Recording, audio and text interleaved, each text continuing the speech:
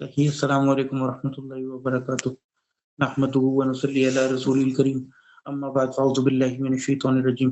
نحن نقرأ اليوم تفسير شيخ عبد العزيز مرزوق الطريفي.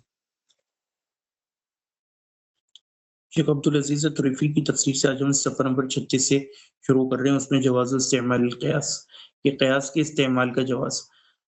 اب یہ جو ہے نا، it is one of the very important topics in fact, اور بلکہ ایز اے ہول پورے دین کو سمجھنے کے لیے کہ کب قیاس کا جواز ہوگا. قیاس کیا ہوتا ہے؟ کہ آپ کسی اور چیز کے اوپر اس کو رکھ کر ایک دوسرے مسئلے کا بھی استنباط کرو کہ یہ بھی اسی کی طرح ہے تو اس کا حکم سیم ہوگا. مثلا شریعت نے خمر کے بارے میں بتایا شراب حرام ہے، لیکن افیم کے بارے میں نہیں بتایا. تو کیا افیم بھی حرام ہے؟ یہ کس بنیاد پر حرام ہے؟ اگر ہم کہیں کہ خمر ہونے کی وجہ سے حرام ہے، تو پھر تمام پھلوں کے جوس حرام ہو جائیں گے، کیونکہ تمام پھلوں کے جوس جو ہیں وہ شربت جو ہیں وہ رس ہوتا ہے، وہ بھی خمر بھی رس ہوتا ہے انگوروں کا اور دیگر پھلوں کا. مختلف شہروں میں مختلف طرح سے بنتے ہیں. بھارت کے کچھ علاقوں میں وہ جو ایک لال سا گول پھل ہوتا ہے اس سے بنایا جاتا ہے. اسی طرح عرب میں کھجور کی بھی نبیذ وغیرہ، نبیذ کا جو اختلاف ہے وہ اختلاف یہ ہوا کہ آیا 3 دن کے بعد استعمال کرنا جائز ہے. تو جن لوگوں نے کہا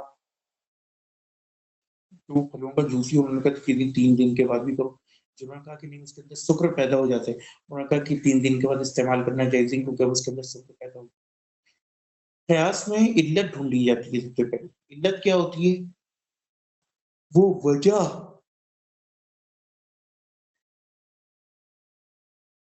جس کی وجہ سے اس چیز کے اوپر حکم لگا ہو. کیا شراب کے حرام ہونے کی وجہ اس کا شراب ہونا ہے، خمر ہونا ہے، پھلوں کا شربت ہونا ہے خاص قسم کے؟ نہیں، بلکہ دیگر احادیث سے پتہ چلے، جیسے کلو مسکر حرام او کما قال نبی صلی اللہ علیہ وسلم پر میں کہ جو چیز صدر میں تر نشر ہے وہ کم میں ملائے گی او کما قال نبی صلی اللہ علیہ وسلم. تو اس سے پتہ چلا کہ لا تقربوا الصلاۃ وانتم سکاری، اور اس طرح کی کہ سکران یعنی کہ نشہ، that is the main reason. تو اب انہوں نے کہا کہ چونکہ نشہ حرام ہے تو جس چیز میں نشہ پایا جائے گا وہ حرام، تو افیم کو بھی اس حکم میں ڈال دیا. چلس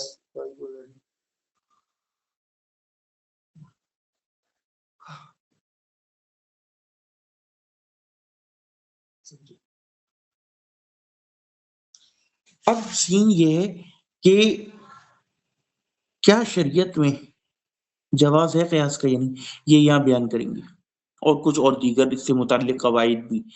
تو وہ کہتے ہیں وَعَلَى اسْتِخْلَافِ اللَّهِ الْجِنَّةَ فِي الْأَرْضِ قَاسَ الْمَلَائِكَةُ وَالْفَسَادَ فِيهَا فِي اسْتِخْلَافِ الْبَشَرِ، کہ ملائکہ نے جب اللہ تعالیٰ نے استخلاف کیا جنوں کا، اس کے اوپر قیاس کرتے ہوئے بنی آدم کو بھی، کہ ان کو استخلاف کیا تھا تو انہوں نے فساد مچایا، تو انسان کا بھی استخلاف کریں گے وہ فساد مچائے گا. انہوں نے قیاس کرتے ہوئے فرشتوں نے ایک بات کی. وفی حاصل آیا دلیل علی جواز القیاس من جہت الاستدلال بھی وعلی عدم الاعتبار بھی احیانا ایضا.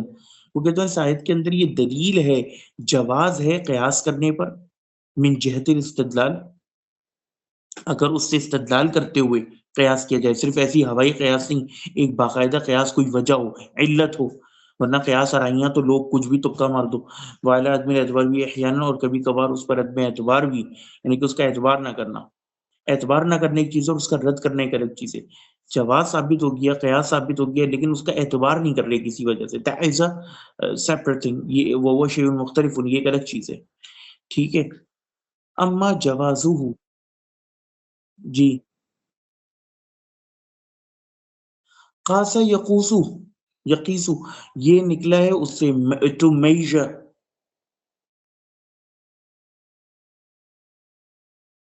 کسی چیز کو ناپنا تولنا.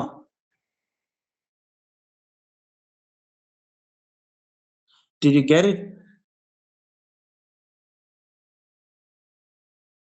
صح.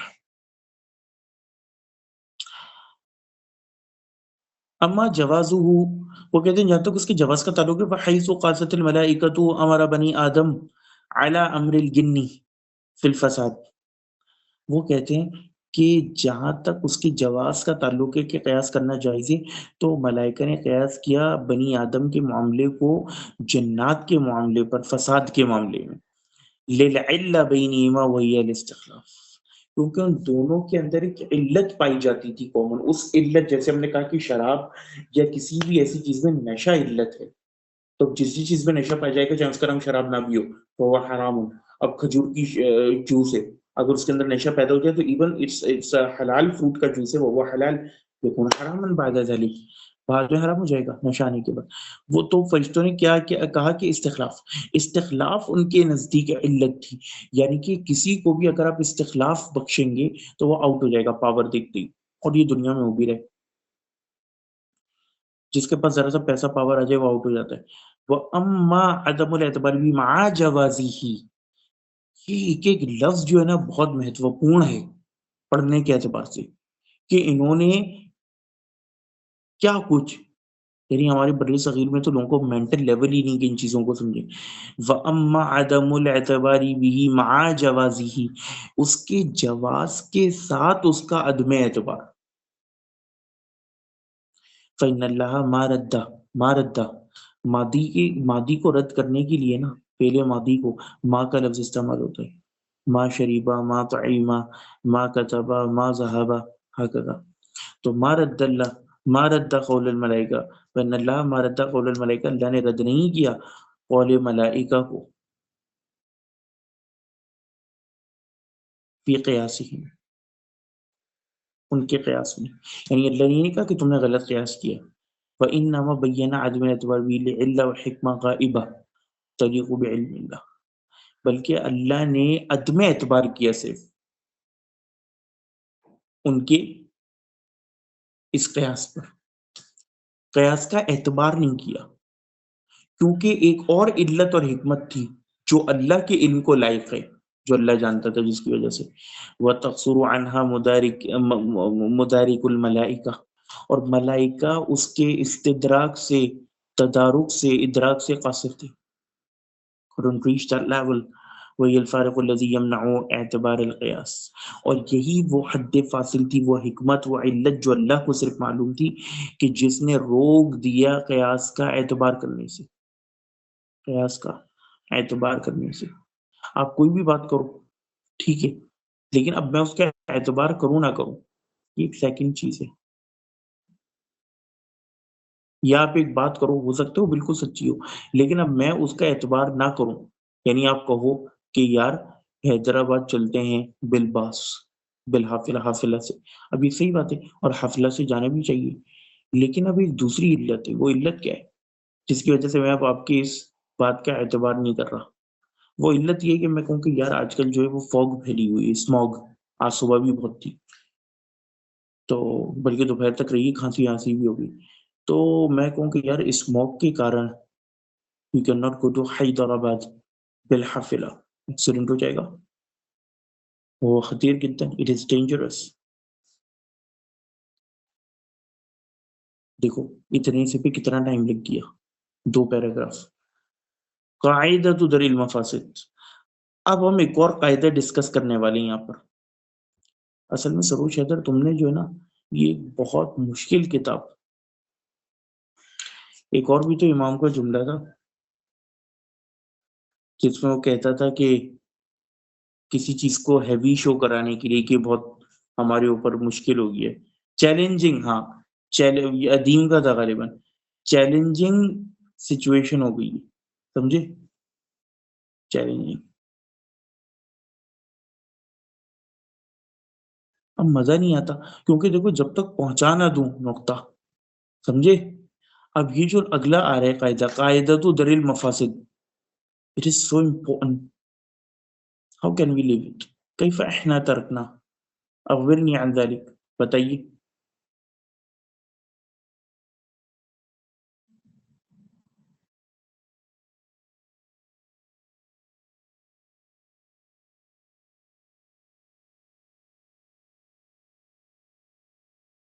ایگزیکٹلی.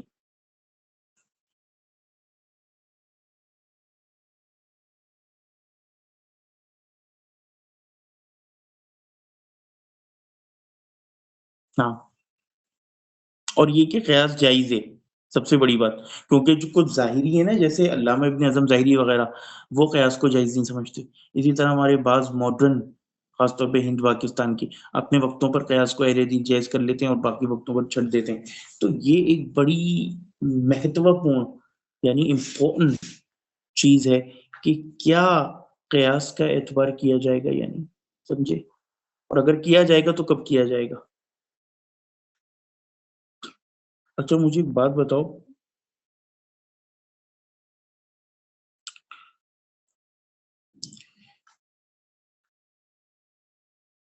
بک فیئر کے حوالے سے کرنی ہے، چلو کلاس کے بعد کریں گے، یاد دلا دینا، ابھی ریکارڈنگ ہو رہی ہے. تو وہ کہتے ہیں وفل آئے اور اس آیت کے اندر ہے دلیل علی جواز الاستدلال بقاعدہ، وہ کہتے ہیں کہ اس کے اندر دلیل جواز کی بات ہو رہی ہے. اس کے اس آیت کے اندر دلیل ہے کہ ہم ایک استدلال کی جواز و استدلال بے قاعدہ، ایک قاعدے سے استدلال کرنے کا جواز. وہ قاعدہ کیا ہے؟ درء المفاسد مقدم علی جلب المصالح، یعنی مفاسد کا رد کرنا، دفع کرنا، دور کرنا مقدم ہے، پریفریبل ہے مصالح کے جلب پر لانے پر. یہ سمجھ میں آ گئی اتنی بات؟ Sarosh you gotta be with me, open your mic.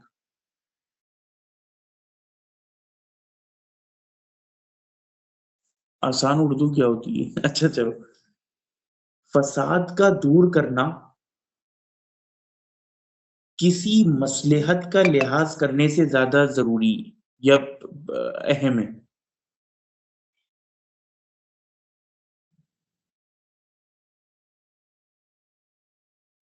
زیادہ احسن ہے اور اہم ہے. جی، مثال کے طور پر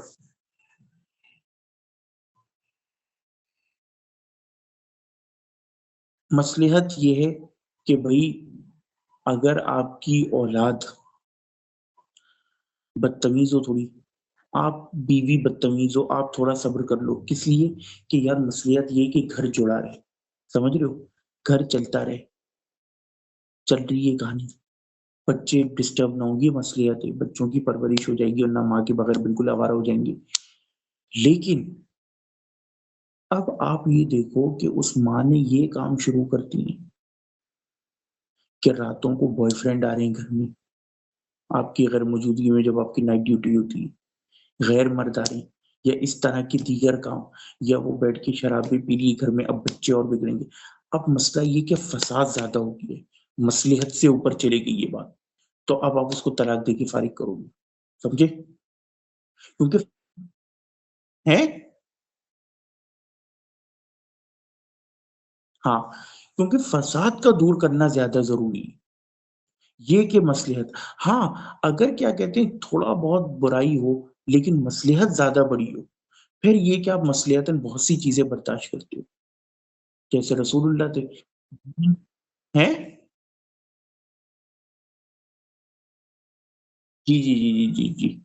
تو اب جیسے صحابہ تھے، رسول اللہ تھے، بیویاں بہت کچھ بول دیتی تھی، ایسے جملے برداشت کرتے تھے. کیوں؟ کیونکہ بار بار طلاقیں دے کے عورتوں کو تھوڑی فارغ کرو گے.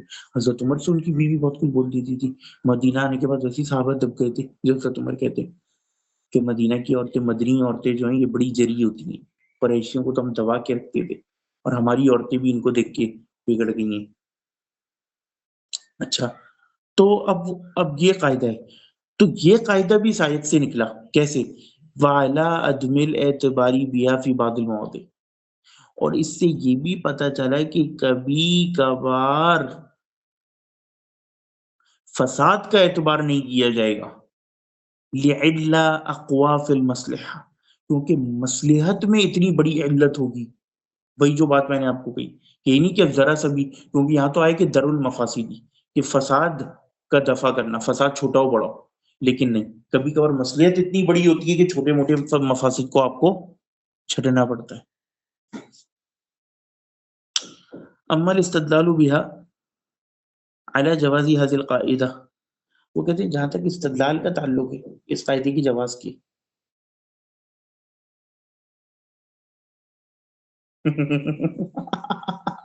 ہاں چپ ہو گئے.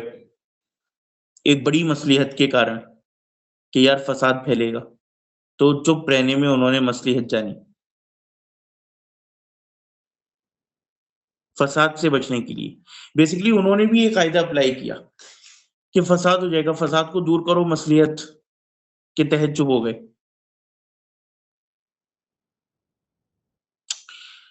ایگزیکٹلی۔ اما الاستدلال بها على جواز هذه القاعدہ، وہ کہتے ہیں جہاں تک استدلال کا تعلق ہے کہ اس سے استدلال کرنا اس قاعدے کے جواز پر، وہ کہتے ہیں کیسے؟ فهو فی قول الملائکہ، وہ قول ملائکہ میں اتجعل فیہا من یفسد فیہا ویسفک الدماء، علم، یعنی کہ انہوں نے کہا کہ کیا آپ اس کے اندر اس کو بنا رہے ہیں جو فساد مچائے گا اور خون بہائے گا؟ علم من خلق اللہ المصلحہ، وہ جانتے تھے کہ اللہ تعالیٰ کی ہر تخلیق میں مصلحت ہے۔ فَلَوْ لَا يَخْلُقُ شَرًّا مُحْتَنًا، اللہ تعالیٰ ایبسولوٹ کوئی برائی پیدا نہیں کرتا۔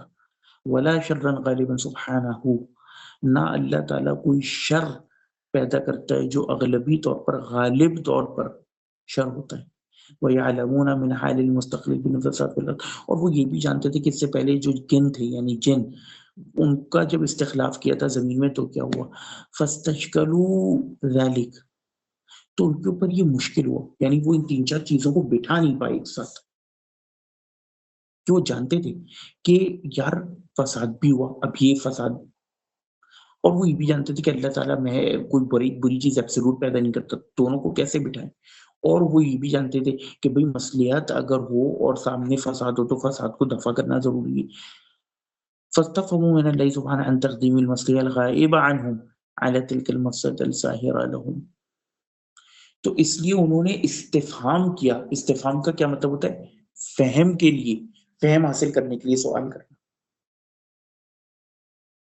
دیکھو عربی میں جو ثلاثی مزید فیہ کا قاعدہ ہے نا، وہ یہ ہے، اس کے اندر ایک باب استفعال، باب استفعال یہ ہوتا ہے کہ کسی بھی فعل کے آگے آپ اگر حمزہ سین تا لگا دو تو اس کا مطلب ہوتا ہے اس فعل کو طلب کرنا۔ غفرہ کہ کیا معنی ہے بتاؤ؟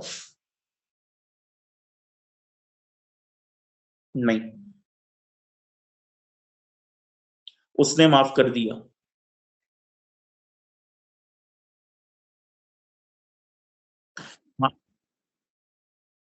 غفرہ میں نے صرف، اب اگر آپ لگاؤ استغفرہ، مغفرت طلب کرنا، اس نے مغفرت طلب کری، غفرہ اس نے معاف کیا، شریبہ اس نے پیا، استشربہ اس نے شراب طلب کری، یعنی پینے کی کوئی چیز، شریبہ کا مطلب ہوتا ہے پینا، سقا پلانا، استسقا پانی طلب کرنا، اسی لیے صلاۃ الاستسقا استغفار، عاملہ عمل کرنا، استعملہ کوئی عمل طلب کرنا، خدمہ استخدمہ کوئی خدمت طلب کرنا، طعیمہ اس نے کھایا، تطعمہ سورہ کہف میں آئے کہ ان لوگوں نے یعنی موشے اور ان کے ساتھی نے، استطعمہ اہلہا یعنی اس قریہ کے لوگوں سے استطعمہ کھانا طلب کیا۔ اب سمجھے کتنا پیارا عربی کا قاعدہ ہے؟ تو یہاں پر بھی یہی ہے، فہیمہ اس نے سمجھا، فہمہ اس نے سمجھایا، استفہمہ اس نے سمجھنے کے لیے سوال کیا۔ جی اللہ تعالیٰ سے کہ وہ کون سی مصلحت ہے جو ہم سے غائب ہے، مصلحت غائبہ، کیونکہ شریعت میں اصول کیا ہے کہ آپ درء مفاسد کو پہلے رکھتے ہو، مصلحت کو نیچے رکھتے ہو، مفاسد پہلے ہٹانے، لیکن اب ایسی کیا بات ہے کہ فساد موجود ہوتے ہوئے بھی اللہ نے اس فساد کو باقی رہنے دیا، یعنی کہ کوئی مصلحت اتنی بڑی ہے جو فرشتوں کو نظر نہیں آ رہی، مصلحت غائبہ، اس کا انہوں نے سوال کیا کہ کون سی مصلحت غائبہ ہے جو ہمیں نظر نہیں آ رہی کہ آپ فساد کو رہنے دے رہے ہو۔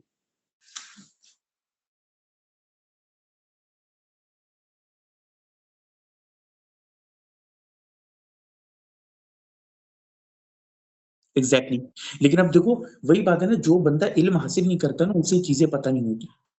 کیا شیخ اس بات کا انکار کر رہے ہیں؟ نہیں، ہم کنفیوز رہتے تھے اس آیت میں، لیکن دیکھو مسئلہ حل ہو گیا، اللہ بھی مانتا ہے کہ فساد ہی، لیکن مسئلہ کیا ہے؟ دو چیزیں ہوتی ہیں، مصلحت اور فساد، اور فرشتوں کو بھی یہ چیز معلوم تھی کہ بھئی اللہ تعالیٰ برائی پیدا نہیں کرتا بلا وجہ میں، یہ ایبسولوٹ برائی، تو انہیں پتا تھا کہ یہ اللہ کو، obviously اللہ پیدا کرنے والے، اللہ علام الغیوب، اللہ کو معلوم ہے کہ برائی ہے، تو فرشتوں کو یہ چیز پتا تھی، تو وہ کون ہوتے ہیں اللہ کو ہی بولنے والے کہ آپ نہ کریں؟ کیا اللہ کو نہیں پتا کہ بری چیز ہے؟ انہیں پتا تھا، اللہ کو پتا ہے، اسی لیے انہوں نے سوالیہ انداز میں کیا اتجعلوا، ورنہ تو سیدھا ہی کہتے کہ مت پیدا کرے۔ وہ کون ہوتے ہیں کہنے والے؟ انہیں پتا ہے کہ اللہ کا ہر کام حکمت والا ہے، اسی لیے انہوں نے سوال کیا۔ یہ ہوتے ہیں سوال کے آداب کہ سوال اس طرح کرو، آپ جا کے بدتمیزی کرو کسی سے، عالم سے، یہ غلط طریقہ ہے کے ذریعے پھنسا دو۔ اگر آپ اپنے آپ کو بہت بڑا علامہ سمجھتے ہو نا، ہم کہتے ہیں ادب سے جا کے سوال کرو، کہو مولانا صاحب اچھا تو مولانا صاحب میں نے ایک کتاب میں پڑھا تھا، اس کے اندر تو یہ لکھا تھا، سمجھ رہے ہو؟ یہ ہوتا ہے تمیزدار طریقہ۔ ایک ہوتا ہے بدتمیزی والا، اس سے پھر اگلا اپنی انسلٹ فیل کرتا ہے، پھر وہ آپ سے لڑے گا۔ آپ لڑو ہی مت، آپ کو مولانا صاحب یہ مسئلہ بتائیں، جب وہ مسئلہ بتا دے جیسے وہ مہد کے ساتھ ہوا ہے، اب وہ لے جا کے تفصیل دکھائے کہ بھائی دیکھیں یہ تو ثلاثہ میں جو ہے وہ مریم سلام اللہ علیہ داخل ہی نہیں ہے جمہور کے نزدیک، سمپل دکھا دے کتاب لے جا کے، بس آپ کا کام ہو گیا۔ باقی منوانا تو ہمارے ذمہ ہی نہیں نا۔ اب دیکھو یہی بات ہے، قرآن چونکہ پڑھا نہیں ہوتا، قرآن سے پہلے حدیث کے اوپر یہ سارے لڑکے چلے جاتے ہیں۔ تزکیہ کیونکہ قرآن کی کلاس میں تزکیہ بھی ضروری ہے، اس لیے کر رہا ہوں یہ بات بیچ میں، یہ ضروری ہے، سمجھو اس بات کو۔ اگر قرآن پڑھا ہوتا، قرآن سے حکمت سیکھی ہوتی، تو قرآن آپ کو بتاتا کہ سوال کرنے کا طریقہ کیا ہے۔ اب ان لڑکوں کو جذباتی جو امامی ہوتے ہیں یا جو نئے نئے اہل حدیث ہوتے ہیں، انہیں تمیز تو ہوتی نہیں ہے، وہ جا کے بدتمیزیاں شروع کر دیتے ہیں۔ یہ طریقہ ہی نہیں ہے سوال کرنے کا، اور یہ حکمت کے بھی خلاف ہے۔ آپ جاؤ تمیز سے، آپ ان کے اوپر پریشرائز مت کرو انہیں، اور آپ کو یہ بھی پتا چل جاتا ہے کہ منوانا آپ کا کام نہیں ہے۔ آپ جاؤ عالم سے سوال کرو، زیادہ زیادہ اس کی کوئی آپ کے اگر مذہب کے خلاف عالم یا آپ سمجھتے ہو کتمانیہ کر رہے ہیں، آپ اس کے سامنے دلیل رکھ دو، وہ خود شرم سے پانی پانی ہو جائے گا۔ لیکن اب ہمارے یہاں بچے بدتمیز ہوئے ہوتے ہیں، وہ سمجھتے ہیں کہ شاید ہمارا کام ہے کہ ہم اس کو منوائیں، رفع الیدین۔ کیوں منوائیں؟ منوانا تو رسول اللہ کا کام نہیں تھا، تو آپ کو کیوں منوانا ہے؟ آپ کا کام یہ کہ آپ صرف دلیل رکھو، شرافت سے سوال کرو، کاؤنٹر دلیل رکھ دو عالم کے سامنے، اور پھر چلے آؤ۔ جواب در جواب منوانا، کیونکہ اگر قرآن پڑھا ہوتا، بات سمجھے سروش میری، تو آپ کو یہ پتہ چل گیا ہوتا کہ وما علینا الا البلاغ۔ آپ کیوں حنفی کے پیچھے پڑے ہو کہ رفع الیدین کو مانو؟ آپ کا کام ہی نہیں ہے منوانا۔ نفرت آپ نے اپنے بھی دل میں پال لی، اس کی بھی دل میں پال لی، مسجد میں فساد برپا کر دیا، سارے نمازی اب وہ جیسے امام کہتے ہیں کہ جا کے آگ لگا دو، اور کیا کہتے ہیں آگ لگا دو سے مراد یہ کہ فساد برپا کر دو، اور پھر ہم اٹھوا لیں گے اسے، آج خود اٹھ گیا۔ تو یہ مسلم ہو یا کوئی بھی ہو، دیکھو دو باتیں اس میں، نماز کا معاملہ یہ کہ پھر خلافت کو دیکھا جائے گا، وہی بات کہ جو رسول نے فرمایا کہ تمہاری زبان، جب تم پولیس ہوئی نہیں، تم خلیفہ ہوئی نہیں، اب ہاتھ کا کام گیا تمہارا، یہ تمہارا کام ہی نہیں ہے، تمہارا کام صرف زبان سے، اور زبان سے بھی ایک حد تک پھر دل میں برا جانو۔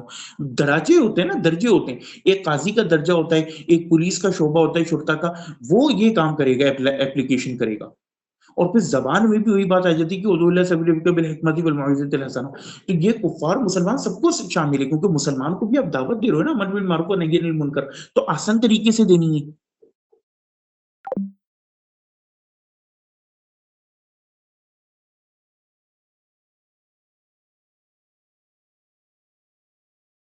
جا کے یہ تھوڑی کرنا ہے کہ آپ جا کے بدتمیزی کرو، اور ایک مسلمان سے، اور بیچارہ جس نے پوری زندگی نماز نہیں پڑھی، اس کو کہو کہ تم تو کافر ہو اور تمہارا دل کالا ہو گیا، اور اس طرح کی باتیں کرو، اور اس کو کہو کہ 17 رکعت ہوتی ہیں عشاء کی اور ظہر کی 12 رکعتیں، تو وہ تو متنفر ہو جائے گا، یہ حکمت کے خلاف، سمجھے؟ مسلمان کو بھی حکمت سے بلانا ہے۔ اچھا جی، تو یہاں پر بھی انہوں نے یہ کیا کہ انہوں نے اللہ سے سوال کیا کہ اتجعل فیہا من یفسد فیہا ویسفک الدماء، کہ کیا آپ اس کے اندر اس کو بنا رہے ہیں جو فساد پھیلائے گا؟ انہوں نے یہ نہیں کہا کہ کرے گا، قیاس کرتے ہوئے کہہ سکتے تھے، لیکن طریقہ دیکھو ان کا قیاس کا، انہوں نے ایسا کوشچن پوچھا اتجعل فیہا من یفسد فیہا ویسفک الدماء، جو اس کے اندر خون بہائے اور فساد کرے۔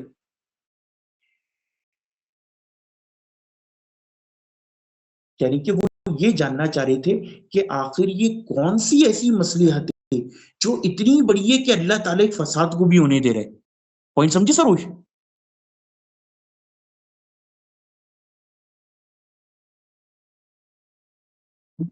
وہی تو، اسی لیے وہ آل نوئنگ آل وائز کے اوپر وہ کر رہا تھا۔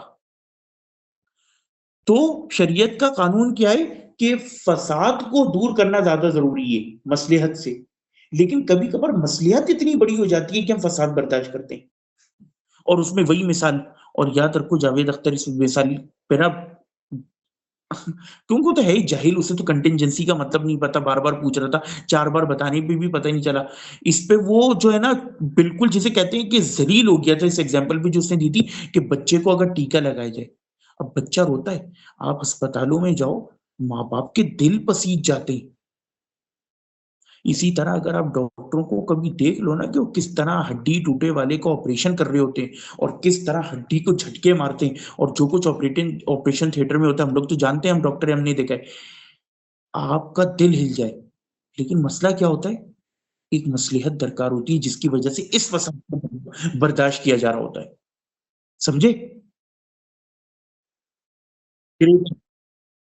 ایگزیکٹلی، اب مسئلہ یہ کہ یہاں آپ مان جاتے ہو کہ ہڈی پہ ہتھوڑا مارنا جائز ہے، نارمل کسی کے سر پہ ہتھوڑا مارنا جائز ہے، لیکن آپریشن کے دوران جائز ہے، تھوڑا سا بے ہوش کر کے، لیکن مارا تو جا رہے نا، بے شک اسے ظاہراً تکلیف اتنی فیل نہیں ہو رہی، یا آپ نے اس کے نرو سینسرز کو، اچھا میں ایک بندے سے کہوں کہ میں تمہارا نروس سسٹم ختم کر دیتا ہوں، تو کیا پھر اس کو مارنا جائز ہے؟ اس کی دلیل وہ حدیث ہے کہ کیا کہتے ہیں مردار کی ہڈی توڑنا جائز ہے، یعنی مسلمان کی اتنی عزت ہے کہ مردار جبکہ اسے پین نہیں ہوتا۔ اچھا ایک بات بتاؤ، اور معاویہ نے یہ بات کئی بار گروپ میں ڈسکس کی ہے، دیکھو اس لیے کہتے ہیں کہ ایک ایک لیکچر امپورٹنٹ ہوتا ہے، کتنی ساری باتیں ڈسکس ہو رہی ہیں، اب دیکھو کتنا امپورٹنٹ ہوا جو ہم نے یہاں پڑھا کہ اللہ تعالیٰ نے شر محض پیدا نہیں کیا، کوئی چیز جو ایبسولوٹ ایول ہو۔ اب مجھے معلوم ہے یہاں ریپ والی ایگزامپل سب سے پہلے آئے گی، ہوموسیکسولیٹی بھی آئے گی، بہت ساری چیزیں آئیں گی، لیکن کیا اس میں سے کوئی چیز بھی ایبسولوٹلی بری ہے؟ یہ فلسفیانہ سوال بھی ہے، بہت مشکل سوال ہے، میں ابھی صرف یہاں سوال ذہنوں میں چھوڑ کے آگے بڑھ رہا ہوں کیونکہ میں نے بھی اس ٹاپک کو پورا ہی پڑھا ہے، لیکن وہی بات اصحاب کہف، وہاں کیا دکھایا کہ آپ کو ظاہراً چیزیں بری لگ رہی ہیں تینوں واقعات میں، لیکن اس کے پیچھے اتنا بڑا خیر چھپا تھا کہ اس برائی اور فساد کو برداشت کیا گیا، یہاں تک کہ قتل کے پیچھے بھی، کیونکہ دیکھو گل سڑ کے مرنا، موت کی تکلیف، اچھا جاوید اختر کو اور یہ جتنے ایسے ملحد لوگ ہیں ان کو یہ برداشت ہے کہ ایک بندہ گل سڑ کے ڈائبٹک فٹ ہو کے مرے، لیکن ایک بچے کو جو تیزی سے ذبح کر دیا 2 سیکنڈ کی تکلیف یہ انہیں برداشت نہیں۔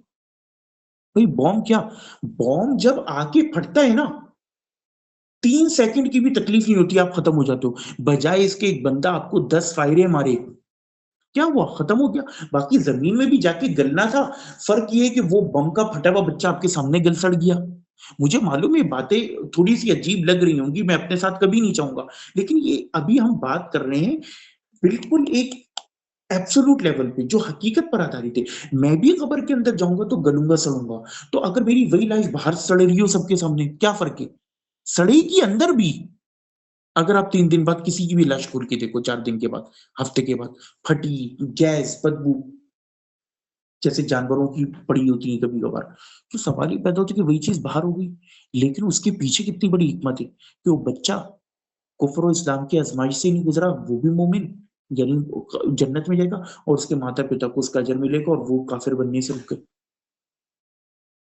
لیکن اب بات وہی آ جائے گی نا کہ اس نے ایک اور بھی بات کری، اس نے کہا کہ ایسا خدا ضرورت ہی کیا ہے کہ اس تکلیف سے گزارے، یہ اب ایک اور نیکسٹ لیول کا سوال ہے، اس میں آ جاتی وہی حکمت کہ لا يسألو لا يسألو عما يفعل وهم يسألون، لا يسألو عما يفعل کہ کوئی اس سے سوال نہیں کر سکتا، اس طرح کا آیت میں تھوڑی بہت پڑھ رہا ہوں، وهم يسألون لیکن وہ پوچھے جائیں گے،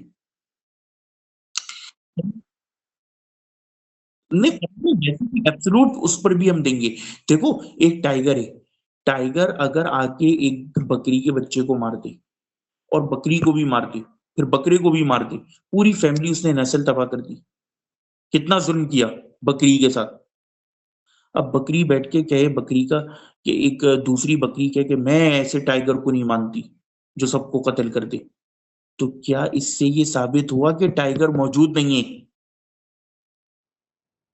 نہیں، آپ کا باپ آپ کے ساتھ ظلم کرے، میں آپ کو باپ ہی نہیں مانتا، تمہارے کہنے سے کیا ہوتا ہے، باپ باپ ہے، باپ کا وجود ہے، باپ کا استتو ہے، سوال یہ پیدا ہوتا ہے، یہ جذباتی آرگیومنٹ ہے، یہ ہم بعد میں ڈسکس کریں گے کہ ایبسولوٹ ظلم ہے، ریلیٹو ظلم ہے، اس کے پیچھے حکمت کیا ہے۔ اللہ تو ہے کنٹینجنسی آرگیومنٹ کے آدھار پر، جب ایشور ہے کنٹینجنسی کے آدھار پر، تو یہ تو فکس ہو گئی بات۔ اب ہمیں یہ سمجھ میں نہیں آ رہا کہ ظلم ہے کیا ہے، تو اس کا سادہ سا طریقہ ہے کہ وہ علم حاصل کرو، ایبسولوٹ علم، جس کے ذریعے آپ کو ایشور کی طرف سے پیغام ملے۔ جو ایشور کی طرف سے پیغام ملا اگر وہ ثابت ہو جائے کہ یہ ایشور کی طرف سے، تو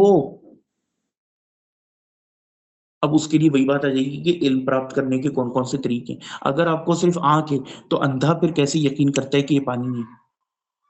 اندھا بھی پانی کو پانی کہتا ہے نا، جبکہ اس نے کبھی دیکھا نہیں ہوتا۔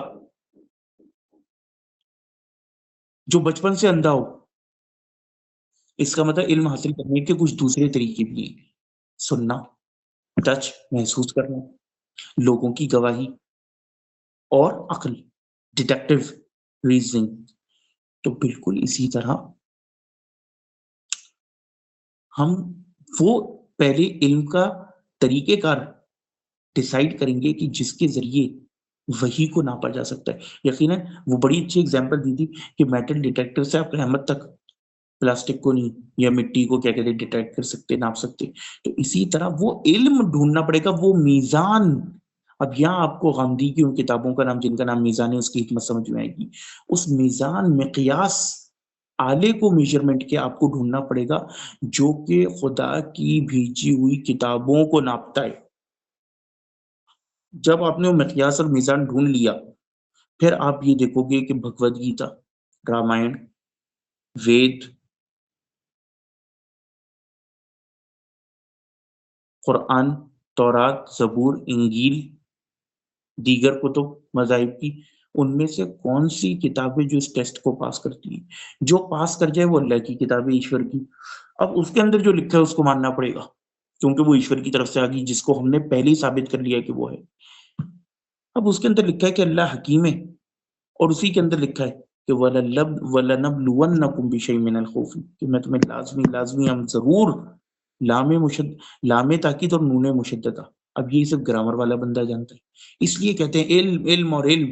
قائد اعظم نے تو کہا تھا نا کہ کام کام اور کام، سیکولر، جیسے وہ یہ جتنی کمیونسٹ پارٹی ہیں وہ کہتی ہیں کہ ورک ورک اینڈ ورک، یعنی کام کرو، دنیا کے کتے بنے رہو۔ مسلمان کا جو موٹو ہے نا وہ ہے علم علم علم، علم کے بغیر کچھ نہیں۔ یار جاہل کی کیا زندگی، مجھے بتاؤ، بغیر علم کے گفتگو کرنا، تکے مارنا، یہ کوئی زندگی ہے؟ مجھے تو جاہل لوگ بہت برے لگتے ہیں۔ کچھ لوگ ہوتے ہیں جن کو نا محبت کے مختلف درجے ہوتے ہیں۔ کسی کو خوبصورتی ہوتی ہے لمبائی چوڑائی سے، کسی کو رنگ سے محبت ہوتی ہے، کسی کو کھلانا۔ ایک انگریزی میں لفظ ہوتا ہے، بھی میں لفظ بھول گیا، کہ کسی بندے کو سیکشل فیلنگز آنا یا محبت کسی سے ہو جانا یا اٹریکشن بیسکلی فیل ہونا اس کے علم کی وجہ سے۔ میرے اندر یہ پرابلم ہے، میں کسی کے امیر ہونے کی وجہ سے اس سے امپریس نہیں ہوتا۔ میں نے کئی بار وہ واقعہ بھی سنا ہے کہ وہ لڑکا جو آئی فون کی باتیں کر رہا تھا، مجھے کچھ بھی نہیں ہوا۔ لیکن اگر علم کی بات کریں نا، ہاں دنیاوی علوم ہو یا دینی علم ہو، میں اس کے سامنے بالکل ٹھنڈا ہو جاتا ہوں۔ بالکل آپ دیکھو گے میں اس کے سامنے نا یوں ہو رہا ہوں گا۔ علم مجھے اتنا پسند ہے، اور ہر مسلمان کو ایسا ہونا چاہیے۔ علم کا لیول ہی الگ ہے یار، کہ بندہ کس نور اور روشنی سے بات کر رہا ہوتا ہے، اس کو کیا چیز پتہ ہوتی ہے۔ بتائے کہ جاہلوں کی طرح، یہ گٹکے ماوے کھانے والے جاہل رکشا ڈرائیوروں کی طرح آپ باتیں کر رہے ہو، اور آپ کو پتہ ہی نہ ہو کہ کیا باتیں کرنا چاہیے۔ علم، کوئی بندہ ڈاکٹر انجینئر بھی بن جائے، لیکن اگر اس کے پاس علم نہیں ہے، کیونکہ دیکھو ڈاکٹر بننا اور انجینئر بننا جو ہے وہ علم نہیں ہے، یہ تو ہنر ہے نا۔ جیسے سونار ہوتا ہے، پیسے کمانے کا طریقہ ہے، انجینئر بن کے کماؤ، لوہار بن کے کماؤ، مزدور بن کے کماؤ، یا ڈاکٹر بن کے کماؤ۔ علم ایک الگ چیز ہے۔ تو علم جو ہے نا وہ آپ کو ممتاز کرتا ہے۔ ہاں، تو ہم کہہ رہے تھے کہ جب ہم نے ثابت کر لیا، اب ہم نے قرآن کے اندر ہم نے پڑھا، پھر ہم نے اللہ کی حکمت کے حوالے سے پڑھا، پھر ہم نے اب جیسے کہ ہم ابھی مزید ڈیٹیل پڑھ رہے ہیں کہ کوئی چیز ایبسولوٹ شر نہیں ہے، جو میں نے آپ کو بھی بتایا کہ جس کو آپ شر سمجھ رہے ہو، مرنا تو ویسے بھی ہے۔ either this way or that way. अच्छा मुझे एक बात बताओ, जब बंदे को स्ट्रोक होता है यानी दिमाग में रग फटती है, उसकी तकलीफ कितनी होती है, और बंदे का पेशाब दूसरों का मोहताज पूरा आधा साइड फालिज हो जाना, अब आप इसको क्या कहोगे? अब यहाँ भी आप कहोगे अल्लाह ने जुल्म किया। भाई हो तो रहा है ना नेचर में कुदरत, आपके पास उसकी, चलो आप अल्लाह को नहीं मानते, अब आप इसकी क्या एक्सप्लेनेशन दोगे? इस बात पे भी मुफ्ती शमाइल ने पकड़ा था कि यानी कि आप तो इतना डिप्रेसिव माहौल क्रिएट कर रहे हो कि अभी तो हमें फिर भी उम्मीद है कि कुछ इसका बदला मिल जाएगा। आपके वर्ल्ड व्यू में तो उम्मीद ही नहीं है। आपके वर्ल्ड व्यू में तो उम्मीद ही नहीं है। और तुम्हें पता है इसके ऊपर पूरी फलासफा की बहस है। मुझे याद नहीं इस इसने कोई जवाब दिया था जावेद अख्तर ने इस बात का, जब उसने कहा था कि आपके वर्ल्ड व्यू में तो फिर कोई उम्मीद ही नहीं।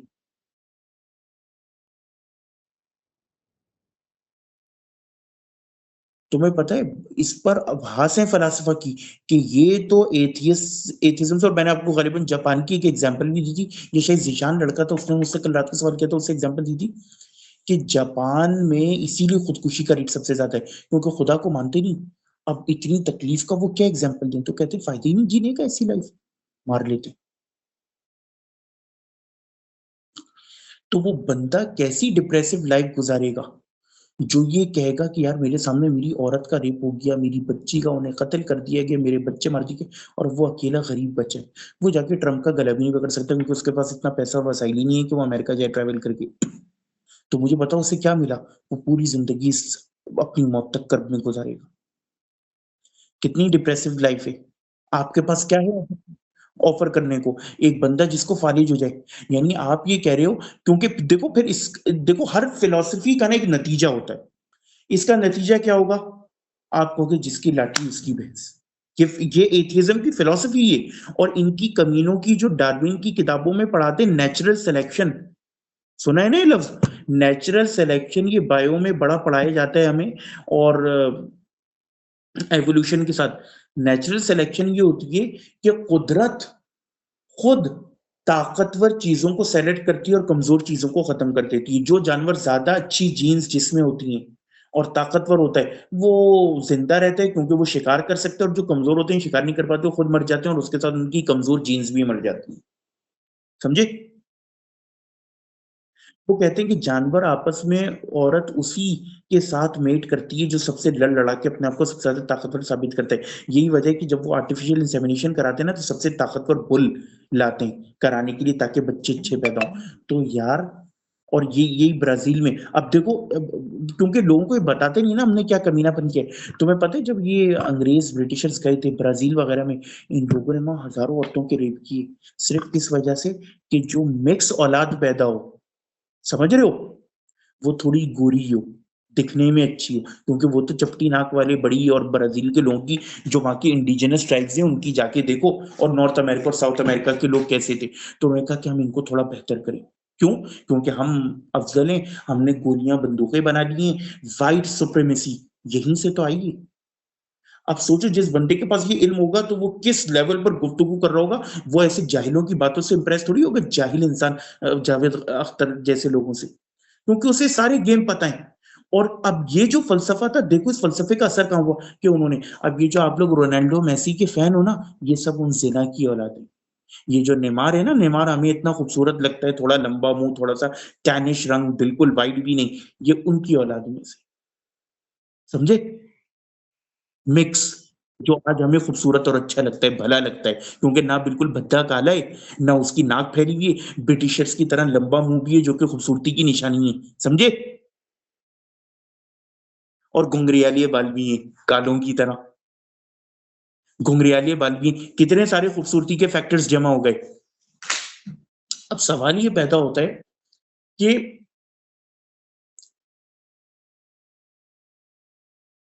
तो नेचुरल सिलेक्शन, تو اب بات وہی ہو گئی کہ قانون قدرت میں ہر جگہ یہ ہوتا ہے کہ شیر جو ہے وہ چیتے کو کھا لیتے کمزور کو، تو ہم بھی یہی کریں۔ آج اسرائیل نے ہمارا استحصال کیا، کل کو ہم نیوکلیر پاور اور کتا دنیا کے کتے بن کے نیوکلیر پاور بنے، پھر اسرائیل کو نیوک کر کے ہم جو ہیں وہ جس کی لاٹھی جس کی یہ ہوگا۔ پھر یہی وجہ کہ جتنے کمیونسٹ اور ایتھیسٹ ملک نے ایک دوسرے کو مارتے رہتے ہیں، سب سے زیادہ ایتھیزم نے قتل کیا دنیا میں۔ یہ ہٹلر کی شاید پھر بھی کچھ حد تک عیسائی تھا، لیکن جتنی یورپی جنگیں ہوئی ہیں اور یہ ایتھیزم نے کام کیا، وہ ایتھیزم اور یہ کمیونزم، پھر رشیا اور چائنا اور یہ سب کیوں ہوئے، جاپان اور پھر چائنا اور جو کچھ آج چائنا کر رہے ہیں، کیونکہ پیچھے ان کا کوئی ڈیفائن مورل نہیں ہے، سبجیکٹو ہے۔ خود ہی مورالٹی بنا، اور خود کی مورالٹی کیا ہوتی ہے، نیچرل سلیکشن، کہ کیا کہتے ہیں جس کی لاٹھی اس کی بھینس۔ اس لیے کیا کہتے ہیں آج دنیا میں یہ سب ہو رہا ہے۔ اب پوائنٹ سمجھے، اب پوائنٹ سمجھے کہ پیچھے کیا گند ہے اس پورے کے۔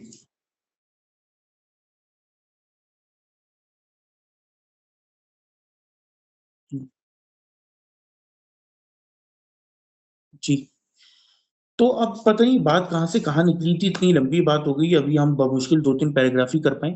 تو یہاں پر انہوں نے سوال کیا فرشتوں نے اس مصلحت کے بارے میں جو چھپی ہوئی تھی، جو زیادہ ظاہر تھی اس فساد۔ ہاں، بات ہی نکلی تھی کہ کیا ایبسولوٹ، تو یہ ایک پوری بحث ہے کہ کیا کوئی چیز ایبسولوٹلی بری ہے یا نہیں، سمجھ رہے ہو؟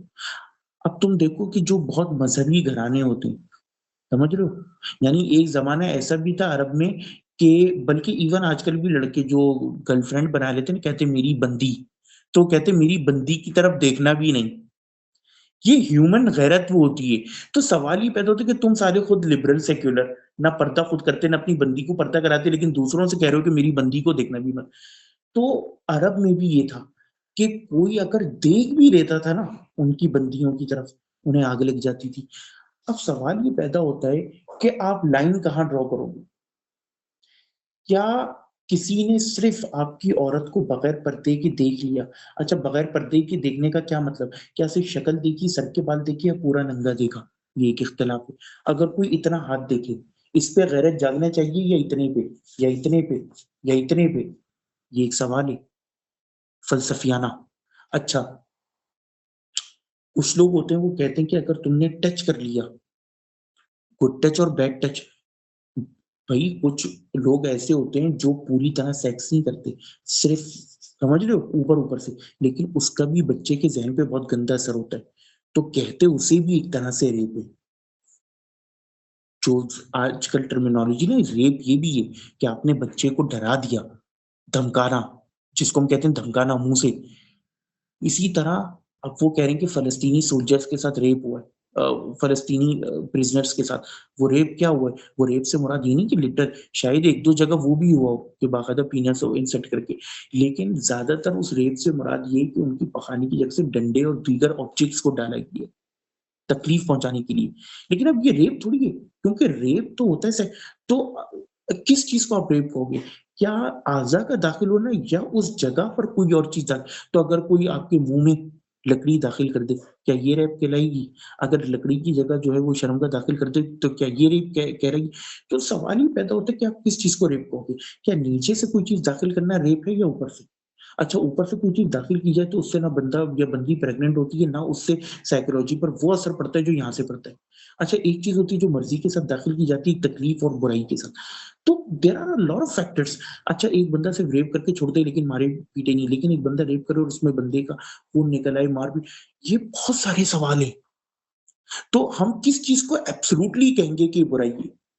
اب محض منہ سے کچھ داخل کرنا، دوست بھی دوستی میں منہ کے اندر کچھ ڈال دیتے ہیں چیز پکڑ کے، لالی پاپ، تو کیا یہ ریپ ہو گیا؟